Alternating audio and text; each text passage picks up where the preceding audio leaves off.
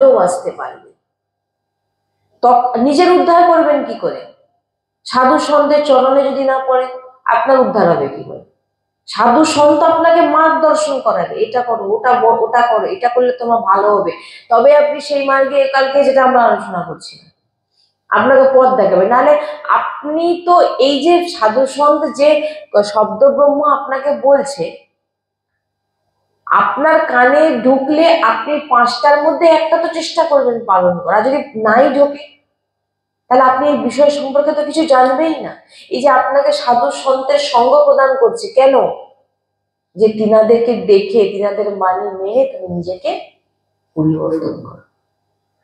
তাই বলছেন যে সদ্য বশীকরণের চূর্ণ মনান্ত শক্তি তম রাধিকা চরণ রেণু মনস্মরাম।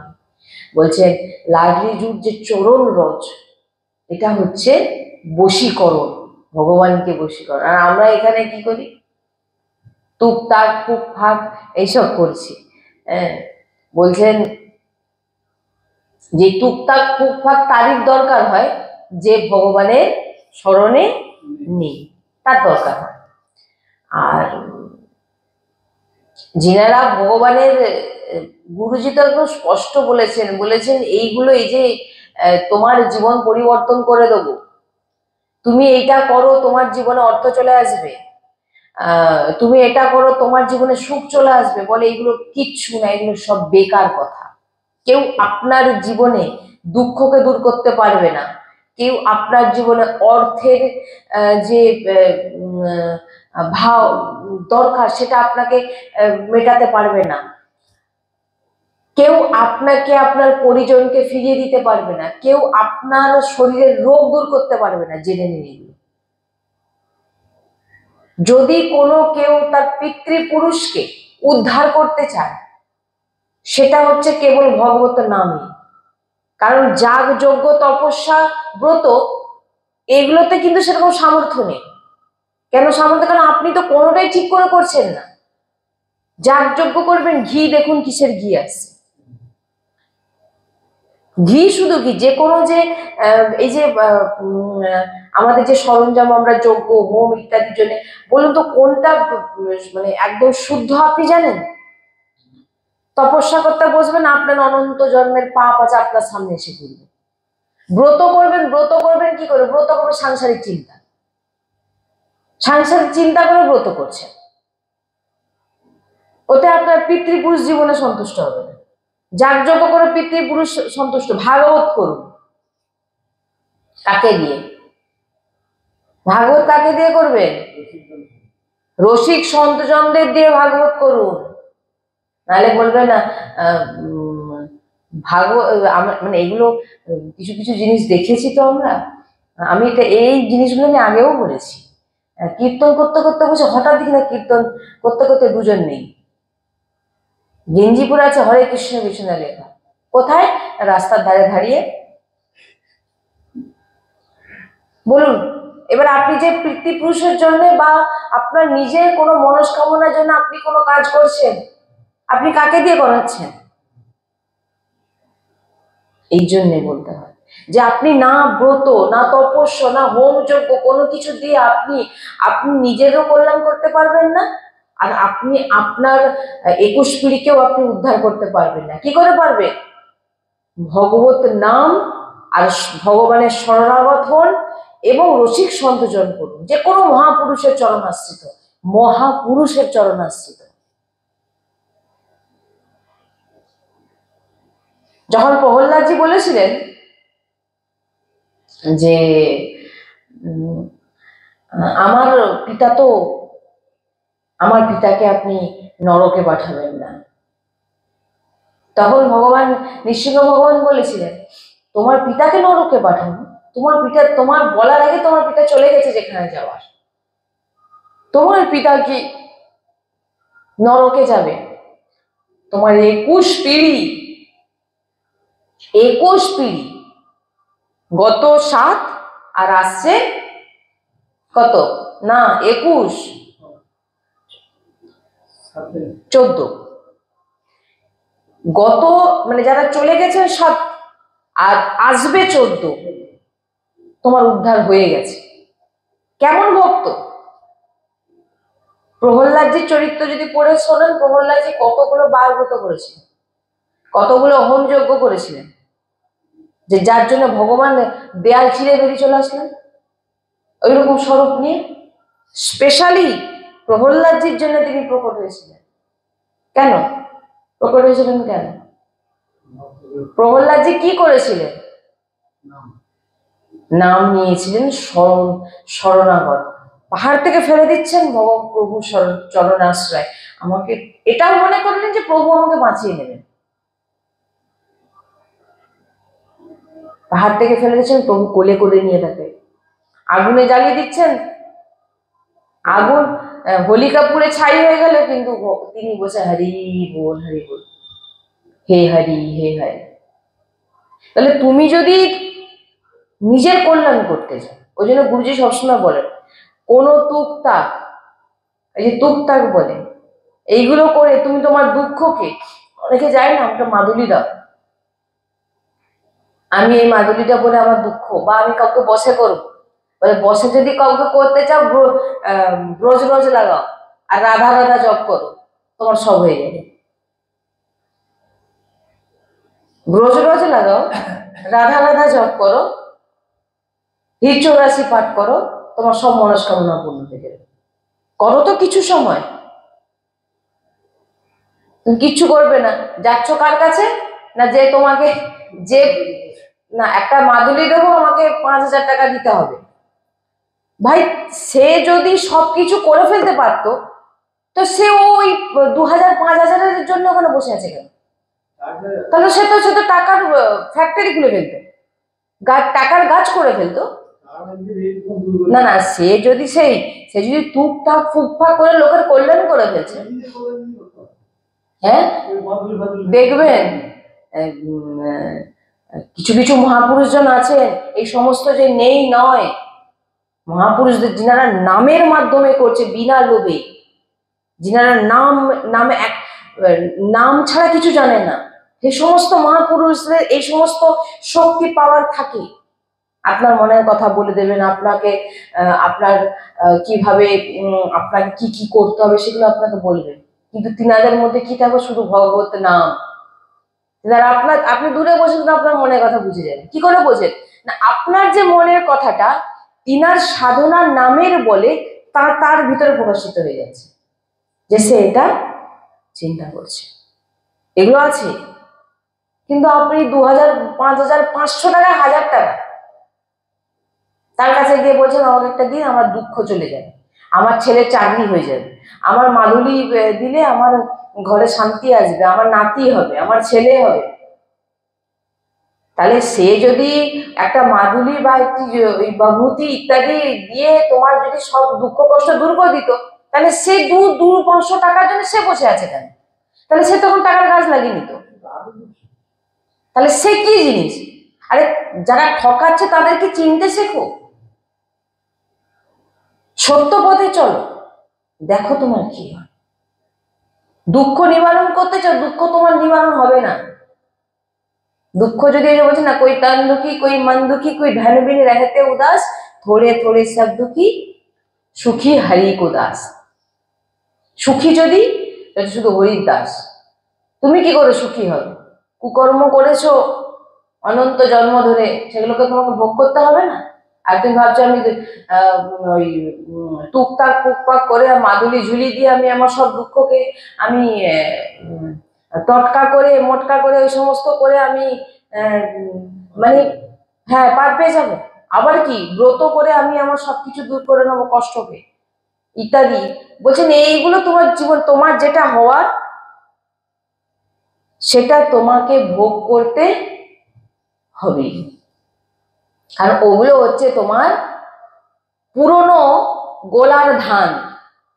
যেমন আগের বছরের ধান কোথায় জমা আছে? গোলাতে। এবছর আপনি এখন যে ভজন করছেন এটা আপনার নতুন জমা হচ্ছে। কি বললাম? এখন যেটা করছেন এটা নতুন হচ্ছে, কিন্তু পুরনো যে স্টক আছে, আপনি কি চাইবেন পুরনোটা তো শেষ হোক, তারপর নতুনটা তো শুরু হবে। আগে পুরনোটা শেষ হোক, তারপর এখন যে করছেন এটা এবারে পরে আপনি তার ফল পাবেন। তাই বলছেন যে ভগবানের নাম আশ্রিত, ভগবানের চরণাশ্রিত যতক্ষণ না হচ্ছে সন্তজনের আশ্রিত, বৃন্দাবন ধামের আশ্রিত, আপনি কোনোদিন সুখী হতে পারবেন না। আপনি আপনি কারোর কল্যাণ কি করে করতে পারেন? যদি আপনি তাকে একবার, ওই জন্য বলছি, যদি কারোর কল্যাণ করতে চাও তো তাকে একবার রাধা বলো, কৃষ্ণ বলো, তবে তুমি তার কল্যাণ করছো। আর তুমি তাকে একবেলা খাইয়ে দিলে এতে কিন্তু তার কল্যাণ হবে না, আর খিদে তার আবার কিন্তু পাবে। কতদিন তুমি তাকে খাওয়াবে তোমার যদি সেরকম অবস্থা না থাকে? তাই কারোর যদি কল্যাণ করতে চাও তাকে নাম করাও। চৈতন্য মহাপ্রভু ঝুলি নিয়ে যাচ্ছেন, নিত্যানন্দ প্রভু যাচ্ছে, বলছেন মা ভিক্ষান দেহি, আটা চাল বার করে, বলে না এগুলো দরকার নেই, একবার বলে দে হরি বল, তা কল্যাণ হয়ে গেল। যদি নিজের কল্যাণ চান, অর্থ চান, খুশি চান, সুখী চান, নিজে যেটা চাইবেন সব পাবেন। তার জন্য আপনাকে কি হবে?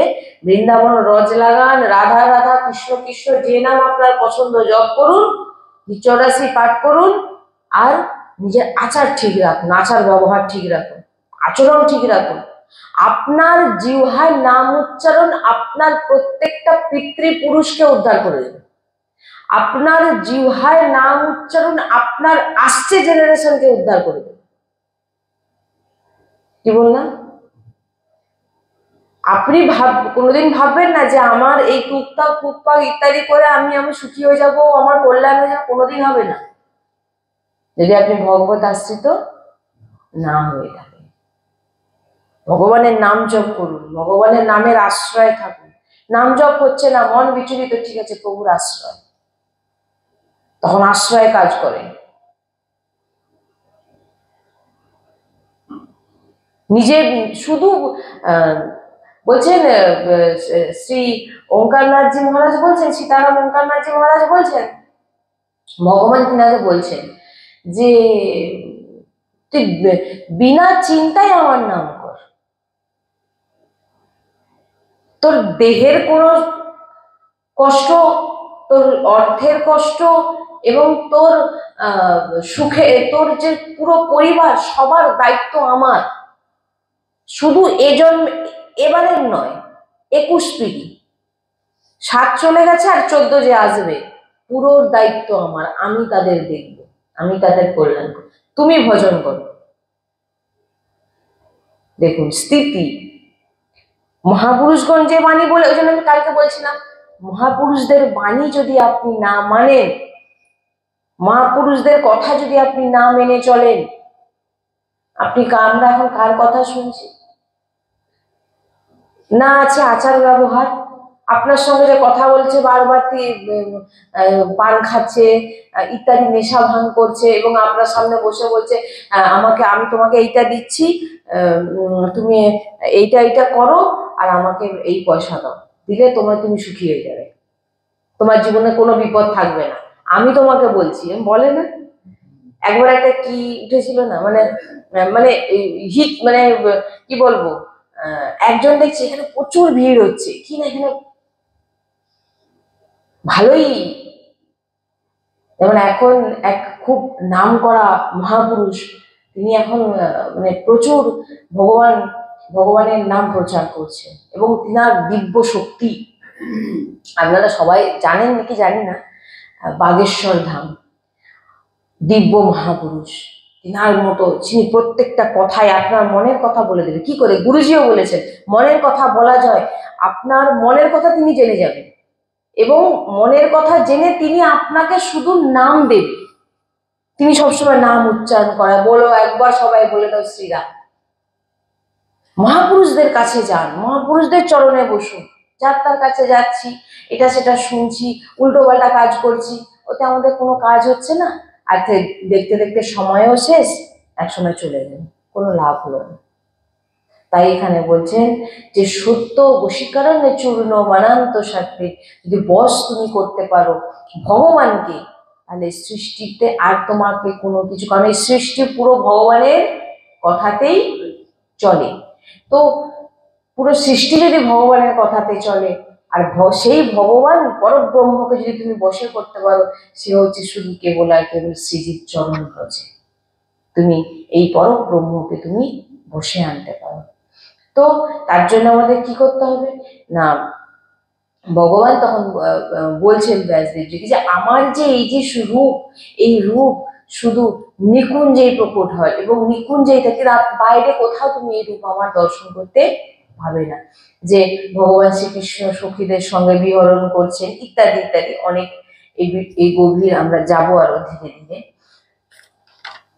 তো এ বড় মহিমাময় লাডলিজুর চরণ রজের মহিমা কিভাবে করা যেতে পারে, যতই বলি ততই ভাবি লাডলিজুর চরণরজ কি মহিমা আমরা বলবো।